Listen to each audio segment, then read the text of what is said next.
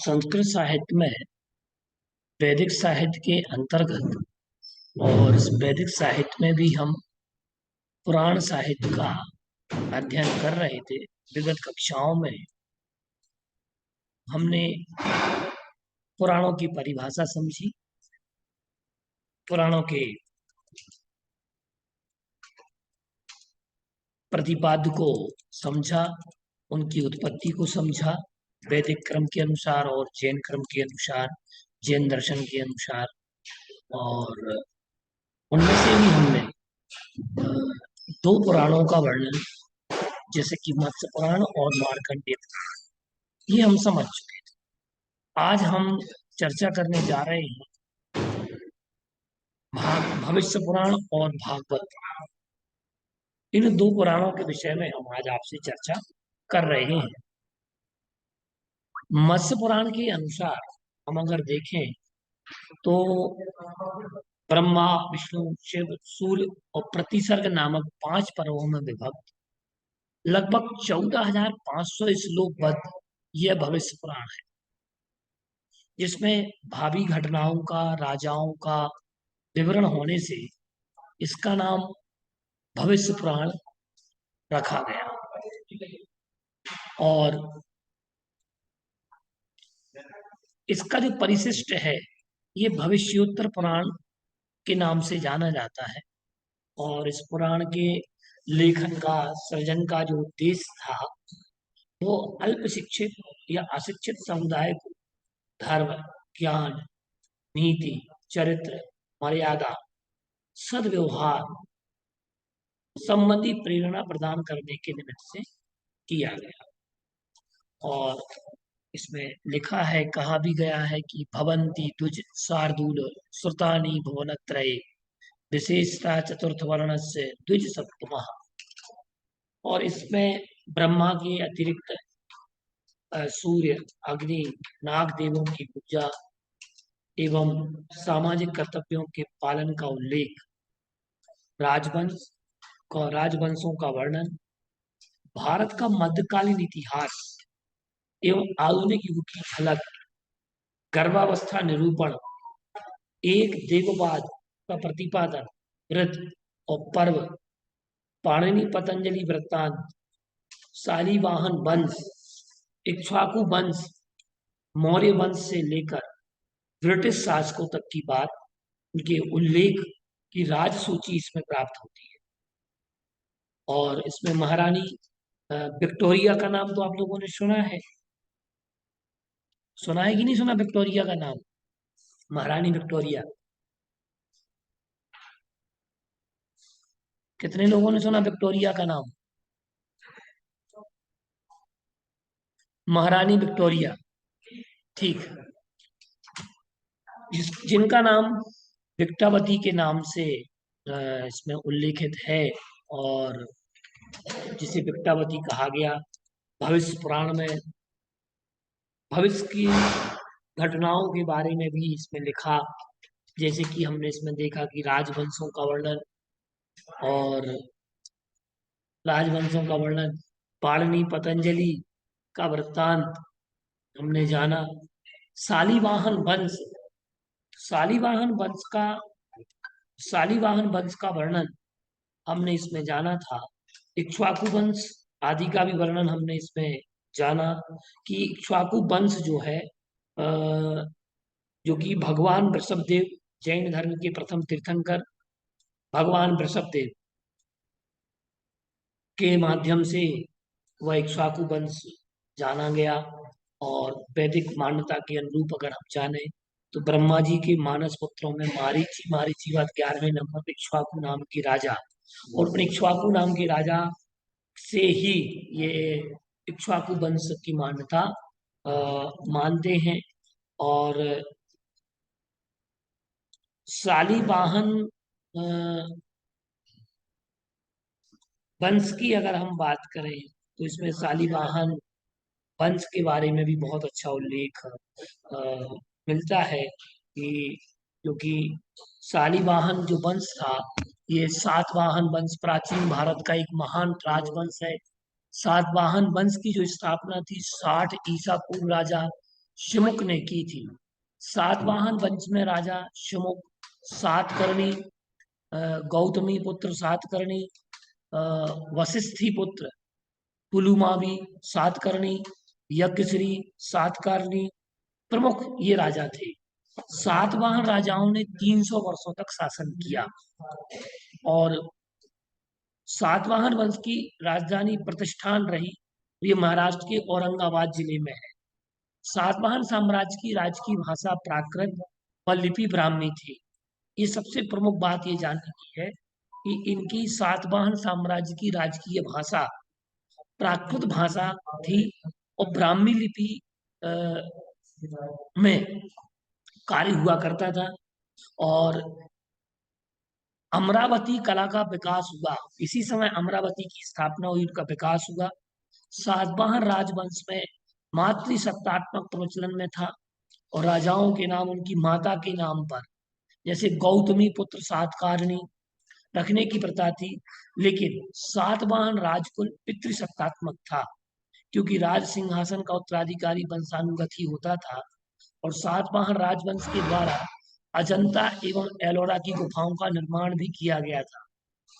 सातवाहन राजाओं ने चांदी, तांबे, शीशे, पौटीन और कांसे के सिक्कों का प्रचलन किया।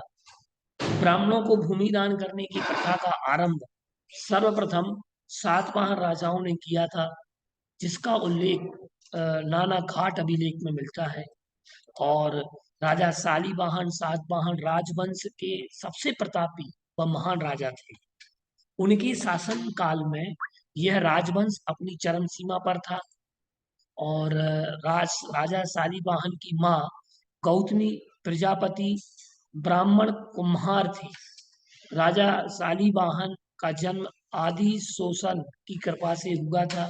मत्स्य पुराण के अनुसार राजा शालीवाहन का बचपन समस्याओं से भरा हुआ था, परंतु राजा शालीवाहन को ईश्वर की घोर तपस्या के फलस्वरूप अनेक वरदान प्राप्त हुए, जिससे राजा शालीवाहन ने राजपाट और युद्ध के क्षेत्र में महारथ हासिल की। इसलिए इन्हें दक्षिणापथ का स्वामी वर्दिया वरदान प्राप्त करने वाला कहा जाता है।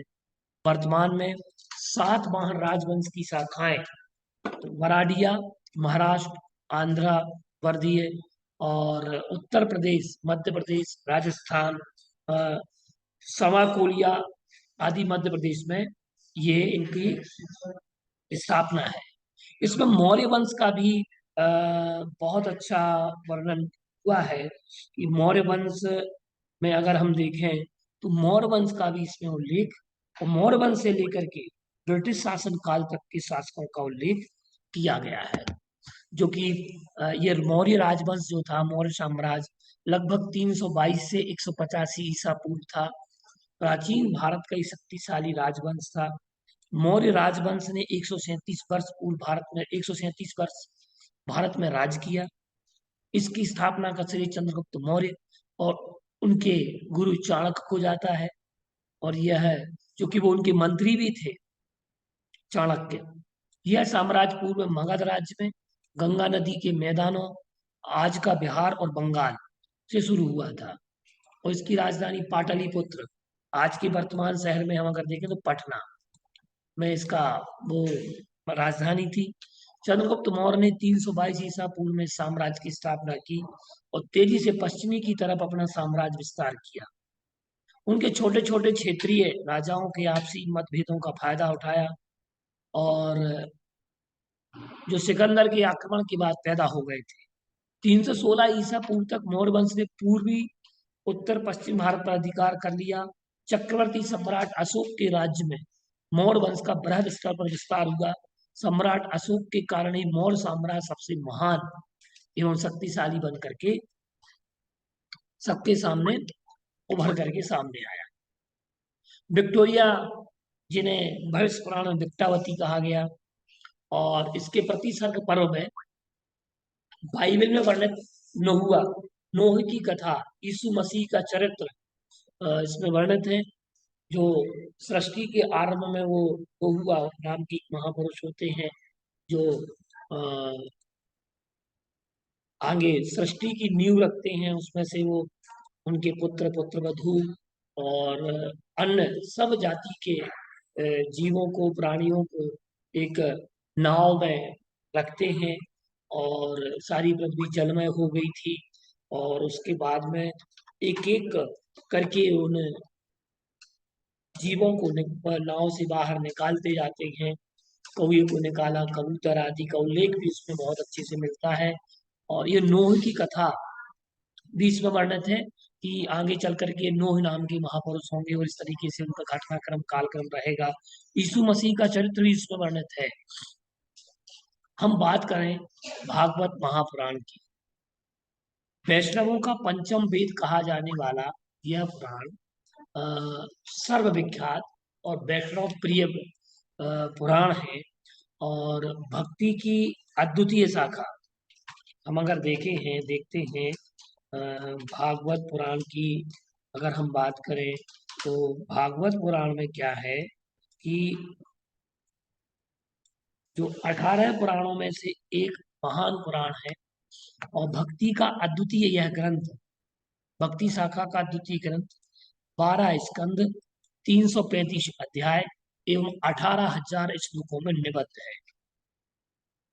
फिर से सुने इस चीज को कि कितने इसमें 12 स्कंद है, 335 अध्याय है और 18,000 श्लोक प्रमाण ये रचना हुई है। इसमें सकाम भक्ति, निष्काम भक्ति और सकाम कर्म, निष्काम कर्म, साधन, ज्ञान, सिद्ध ज्ञान, साधन भक्ति और साध्य भक्ति, अनुग्रह मार्ग, द्वैत अद्वैत समन्वय का विवेचन व प्रेरक विविध उपाख्यानों का संग्रह है। इसके 10वें स्कंद में कृष्ण लीला का अद्भुत वर्णन इसमें किया गया है। और भागवत महापुराण को विद्वत्ता की कसौटी कहा जाता है, क्योंकि इसमें वेदों, उपनिषदों एवं दर्शन शास्त्र के गूढ़ रहस्यों का निरूपण सरलता से प्राप्त किया गया है। और उच्च दार्शनिक गुणोत्पादकता के कारण भारतीय एवं पाश्चात्य विद्वानों ने इस ग्रंथ के गूढ़ रहस्यों का निरूपण सरलता से किया है। इसमें देखें अगर हम, तो उच्च दार्शनिक गुणोत्पादकता के कारण भारतीय व पाश्चात्य विद्वानों ने केवल इसके गूढ़ रहस्यों का निरूपण ही नहीं किया, अपितु अनेक टीका ग्रंथों का इस पर प्रणयन हुआ, लेखन कार्य हुआ, अनुवाद भी किया। और ये विषय वस्तु की दृष्टि से हम देखें तो भागवत महापुराण कोई सामान्य पुराण नहीं है। मैं अगर कहूँ, उसके अध्ययन के बाद अगर आप भी पाएंगे इन चीजों को, तो मैं कहूँ कि ये एक ऐतिहासिक पुराण है। तो उसके पीछे कारण ये है कि उसमें इतिहास का वर्णन मिलता है। समाजशास्त्रीय पुराण कहूँ या समाजशास्त्रीय विषय वस्तु का आधार कहूँ, तो निश्चित है कि इसमें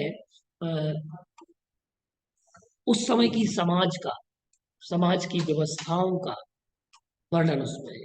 शिक्षा शास्त्र की अगर बात हम कहते हैं भागवत पुराण के विषय में, तो भागवत महापुराण एक शिक्षा शास्त्र भी है। क्यों? क्योंकि इसमें ऐसी अनेक शिक्षाएं दी गई हैं जो व्यक्ति के व्यक्तित्व को निखार सकती हैं, व्यक्ति के व्यक्तित्व का विकास कर सकती हैं, और एक कहना चाहिए महान व्यक्तित्व की ओर भी ले जा सकती है। हम नीति शास्त्र की बात कहें तो भागवत महापुराण में ऐसी अनेक नीतियों का वर्णन मिलता है जो राज्य की अपेक्षा से, प्रजा की अपेक्षा से, परिवार की अपेक्षा से, अथवा विद्यार्थियों की अपेक्षा से, गुरु और शिष्य की परंपरा की अपेक्षा से, अथवा एक युद्ध की अपेक्षा से हम कहें, तो उसमें बहुत सारी ऐसी नीतियों का वर्णन मिलता है। उस समस्त क्षेत्र की नीतियों को का वर्णन उसमें प्राप्त होता है। मान लो कहा जाए कि नीतियों का एक संग्रह ग्रंथ है तो भागवत। मनोवैज्ञानिक मनोवैज्ञानिक इसमें मनोवैज्ञानिक ग्रंथ है। क्यों?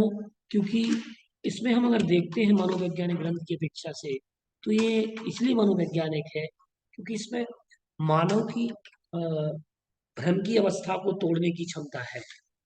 और भ्रम की अवस्था को तोड़ करके वह जो उसके अंदर सकाम निष्काम कर्म है, उन निष्काम कर्मों की सकाम कर्मों की ऐसा ऐसा मनोवैज्ञानिक वर्णन किया है जिससे एक सामान्य व्यक्ति अ, साधनों की प्राप्ति कर सकता है, ज्ञान की प्राप्ति कर सकता है, सिद्ध ज्ञान की प्राप्ति कर सकता है, और साधन साध्य भक्ति के मार्ग को भी प्राप्त कर सकता है, द्वैत अद्वैत को भी समझ सकता है। तो इस प्रकार से इसमें सारा का सारा मनोविज्ञान देखा जाए तो मनोविज्ञान इसमें भागवत महापुराण में भर दिया गया है। तो इसको मनोवैज्ञानिक ग्रंथ कहने में हमें कोई संकोच नहीं है। ज्योतिष शास्त्र का इसमें वर्णन है, नक्षत्रों का वर्णन है, भौगोलिक स्थितियों का वर्णन है, सो भूगोल के लिए भी बहुत महत्वपूर्ण है। खगोल, नक्षत्रों का, तारागणों का, ग्रह की स्थितियों का वर्णन है। साहित्यिक बहुत अच्छा वर्णन इसमें मिलता है। सांस्कृतिक वर्णन, भाषा शास्त्रीय दृष्टियों से सर्वाधिक महत्वपूर्ण ग्रंथ हम इसको कह सकते हैं।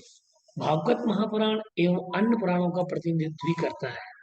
भागवत महापुराण अन्य पुराणों का प्रतिनिधित्व भी करता है। इसमें अन्य पुराणों की श्लोक संख्या भी बताई गई है कि कौन से पुराण में कितने कितने श्लोक हैं। जैसे कि हम बताते हैं, एक श्लोक आया है उसमें ब्राह्म दस सहस्राणि पाद्मम पाद्मम पंच नव षष्टि च श्री वैष्णवम त्रयोविंश चतुर्विंशति सैवकम। अर्थात ब्रह्म पुराण में 10,000, पद्म पुराण में पंच कहना चाहिए, पंचोन पंचोन षष्ठी 55-56 हजार के समथिंग इसमें दिया गया है। विष्णु पुराण में 23,000 और शिव पुराण में 24,000 श्लोकों की संख्या प्राप्त होती है। तो इस बात को हमें जानना है कि इसमें कितना वर्णन है। अब इसको हम इसके महत्व की अगर हम बात कहें तो महत्व को हम अगर समझें तो महत्व ऐसा है, कहा है सर्व वेदांत सारम ही भागवतम निश्च्यते तद रसामृत तृप्तस्य नान्यत्र स्यात् तृति क्वचित। अर्थात हम अगर देखें, भागवत सर्व वेदांत का सार है और उस रसामृत के पान से जो तृप्त हो गया, उसे किसी अन्य जगह पर कोई रति नहीं हो सकती। भागवत की हम विषय वस्तु को समझें स्कंद के अनुसार, क्योंकि इसमें जो स्कंद दिए हैं मैंने आपको बताए थे कि इसमें भागवत महापुराण में 12 स्कंद हैं, और उन स्कंदों की विषय वस्तु को हम क्रमशः समझते हैं। प्रथम स्कंद में भागवत गीता महात्म, अवतार, राजा परीक्षित एवं उनसे संबंधित कथाएं वर्णित है। भागवत गीता का महत्व बताया गया है, अवतार बताए गए हैं, राजा परीक्षित और उनसे जुड़ी हुई कथाओं का विवेचन हुआ। द्वितीय स्कंद में हम देखते हैं तो ध्यान विधि, भगवान के विराट एवं सूक्ष्म रूपों का वर्णन किया गया है। इस ध्यान विधि में ही मनोविज्ञान का बहुत अच्छा वर्णन प्राप्त होता है।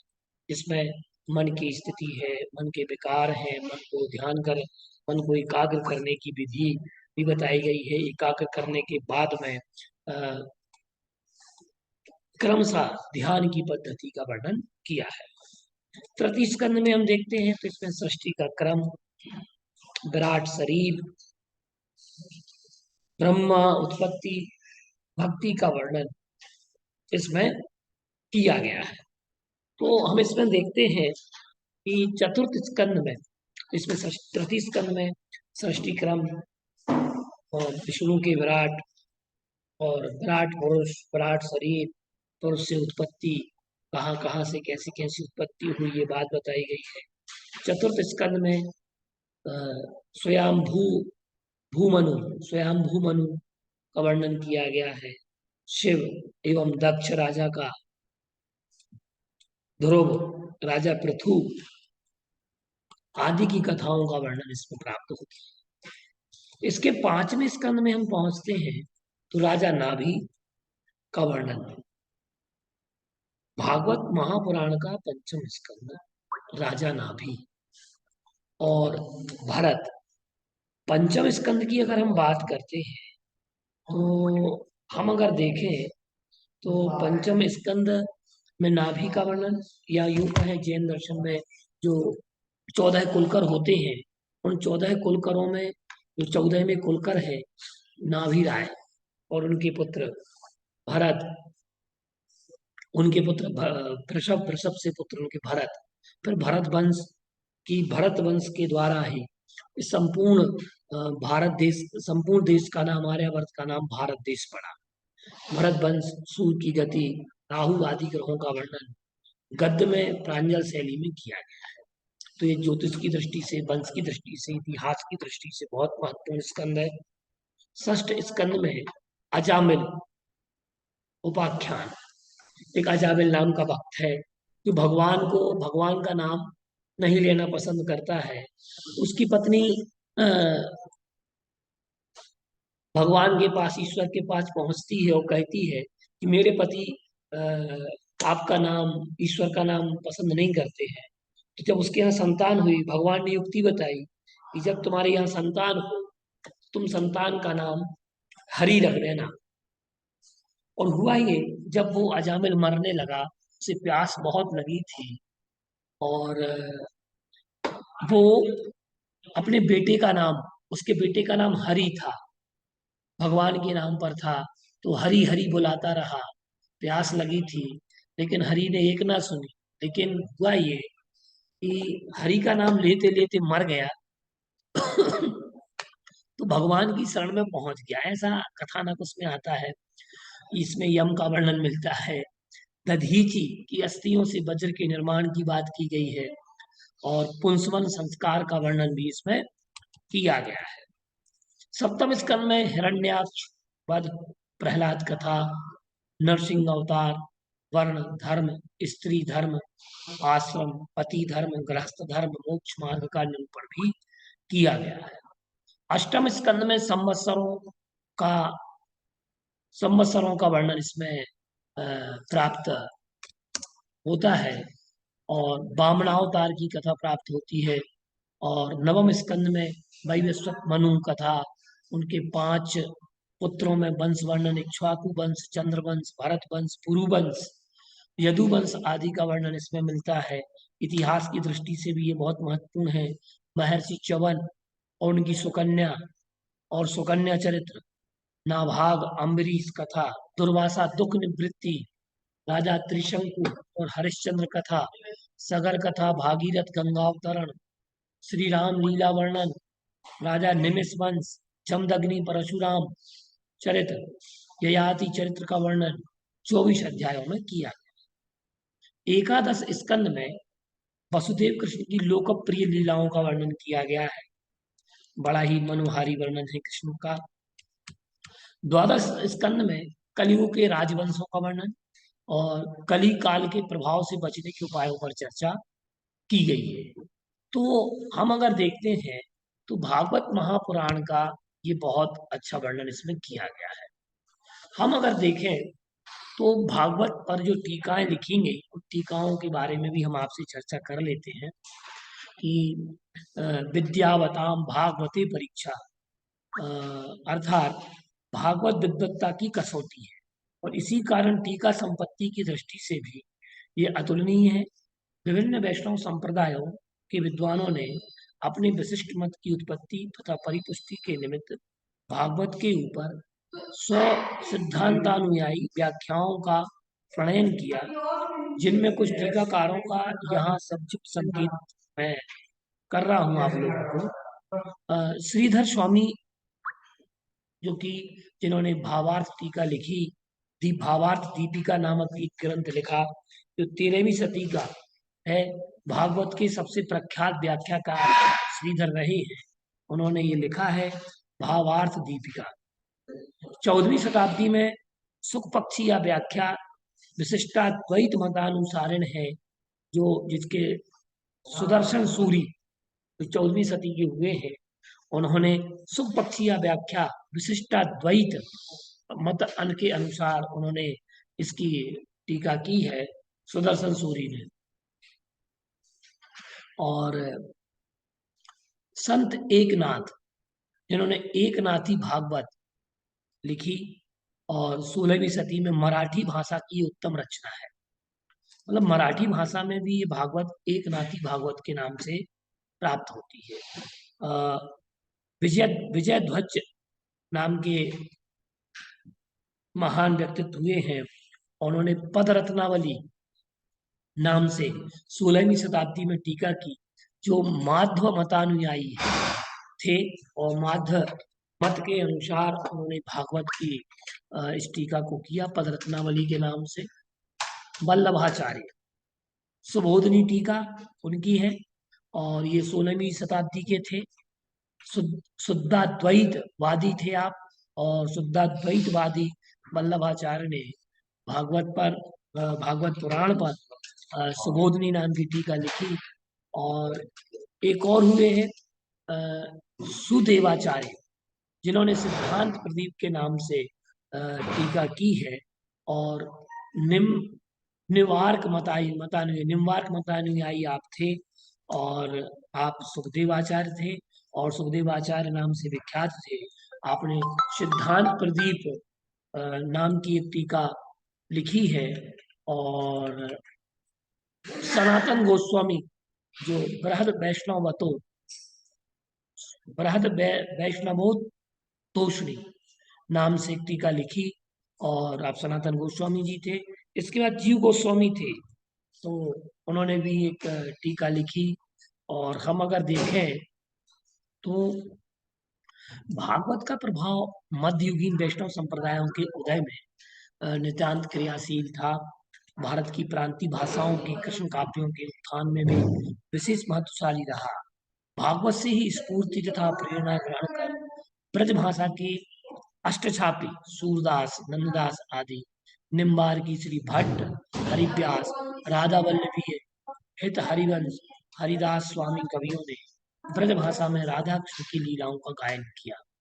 ये उन्होंने भागवत को ही अपना आकर ग्रंथ बनाया, मूल आधार ग्रंथ बनाया।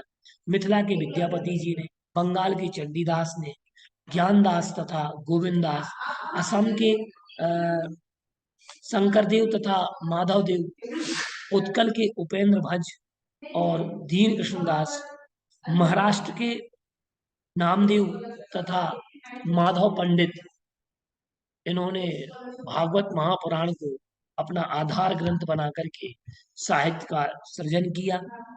गुजरात के नरसिंह मेहता, राजस्थान की मीराबाई, इन सभी संतों तथा कवियों ने भागवत के रसमय वर्णन से प्रेरणा प्राप्त कर राधा कृष्ण की कमनीय खेली का गायन अपने विभिन्न काव्यों में किया।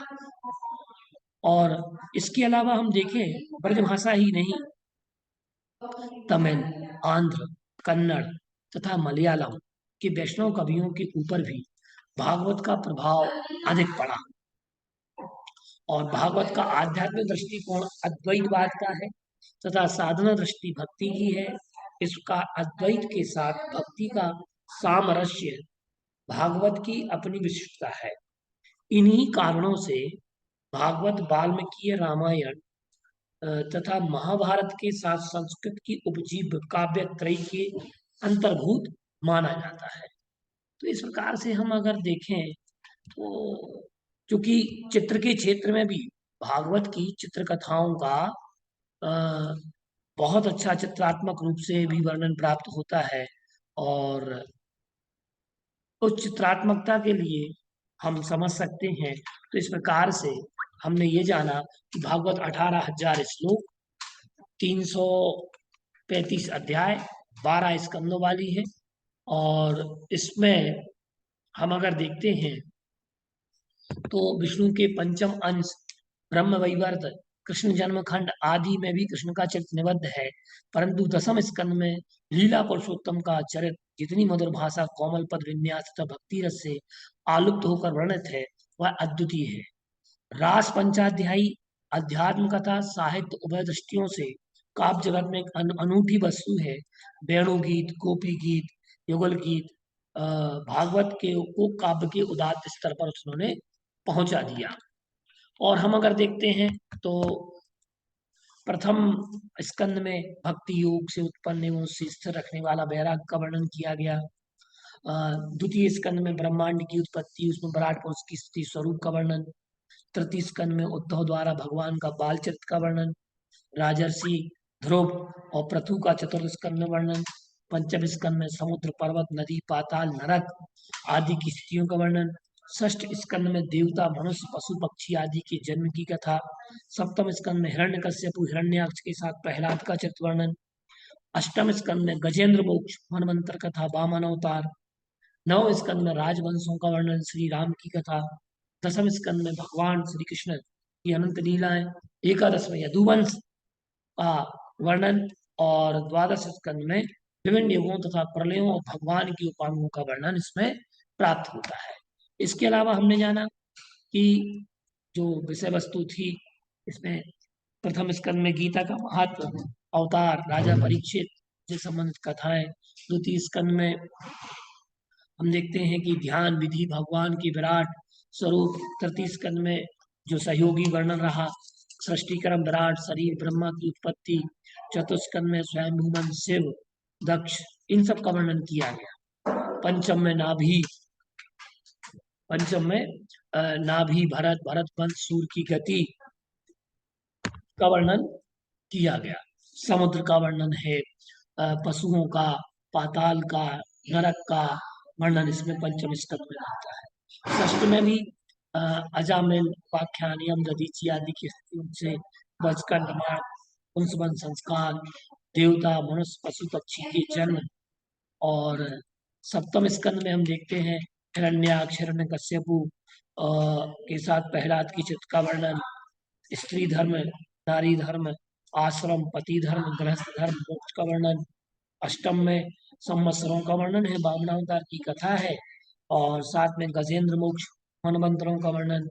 नवम स्कंद में वैवस्वत मनु का वर्णन, उनके 5 पुत्रों में वंश का वर्णन, इक्ष्वाकु, चंद्रवंश, भरत वंश, पुरुवंश, यदुवंश आदि का भी वर्णन किया गया।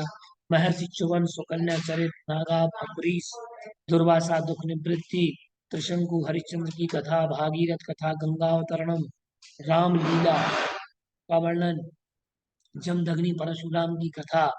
एकादश में हम देखते हैं कि इसमें यदुवंश, दशम में वसुदेव कृष्ण की लोकप्रिय लीलाएं। और नवम, दशम, एकादशम में 10 और एकादश स्कंद में वसुदेव की कथाओं का वर्णन है। दसवीं और में क्या बोला? दसवीं में, दसवें में भगवान कृष्ण की लीलाएं।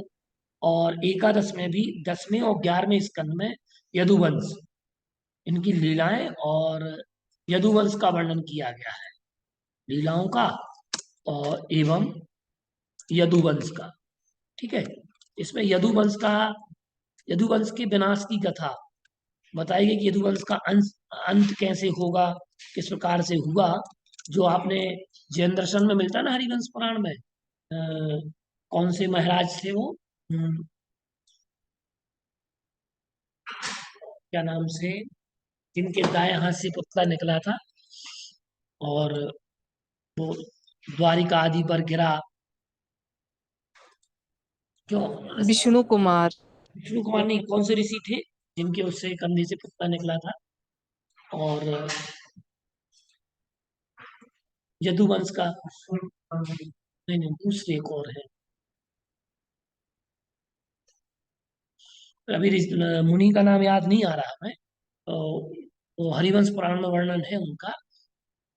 द्वारिका का विनाश हुआ था, द्वीपायन मुनि, द्वीपायन मुनि। तो ऐसा अपने में जो वर्णन आता है दीप्यायन मुनि का, ठीक है ना, तो इसका वर्णन किया गया है। और इस प्रकार से इसमें हम ये जानते हैं कि इसमें यदुवंश का संहार का वर्णन किया गया, और इसमें जरत कुमार के द्वारा श्री कृष्ण के लिए जो तीर लगा वो कथा भी इसमें वर्णित है।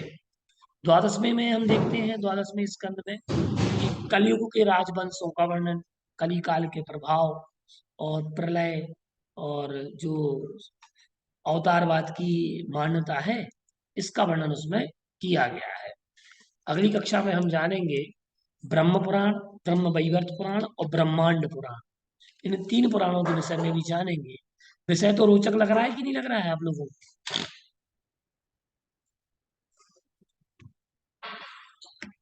नई नई जानकारियां मिल रही है और क्या। नई नई जानकारी मिल रही है, ठीक है, बहुत बढ़िया है। जी भैया। आप लोग ध्यान से सुन रहे हैं, क्योंकि देखो इसलिए ये चीजें बता रहे हैं आप लोग, कि कम से कम आप अगर कहीं भी लिखेंगे तो एक पक्ष ही तो नहीं लिख पाएंगे ना। भाई जैसे जी अपने भैया। यहाँ इसमें वर्णन आया, यदुवंश की समाप्ति का वर्णन आया इसमें, एकादश स्कंद में भागवत के। तो जैन दर्शन में क्या हाँ। वर्णन है उसका, बौद्ध दर्शन में क्या वर्णन है, आदि आदि। तो हम्म। इन अलग अलग दर्शनों में कौन कौन सा वर्णन प्राप्त होता है, एक हमें दृष्टि मिलती है कि नहीं मिलती इसमें, बताइए। एक सोच, नई सोच का जन्म होता है। तो इस प्रकार से हमने आज 2 पुराणों को जाना, कि भविष्य पुराण और भागवत पुराण, जो कि विषय बहुत, भागवत पुराण। भागवत पुराण। तो आप लोगों ने पूरी कथा 40 मिनट में 2 पुराणों का अध्ययन आपने कर लिया, कि सारी भागवत को आपने एक, वो लोग 7 दिन में कथा पढ़ते हैं, अपन ने केवल केवल 40 मिनट में अपन ने भागवत पुराण को जान लिया और भविष्य पुराण को भी जान लिया, ठीक है जी। आगे की हम कक्षाओं में आपको बताएंगे, वीडियोस में आएंगे, आपको जानकारी मिलेगी, और ये जानकारी आप अन्य लोगों तक भी पहुंचाएं, ताकि वो लोग भी, उन लोगों को भी नई सोच, नई दृष्टि मिल सके। नमस्कार। जयतु भारतम, जयतु संस्कृतम।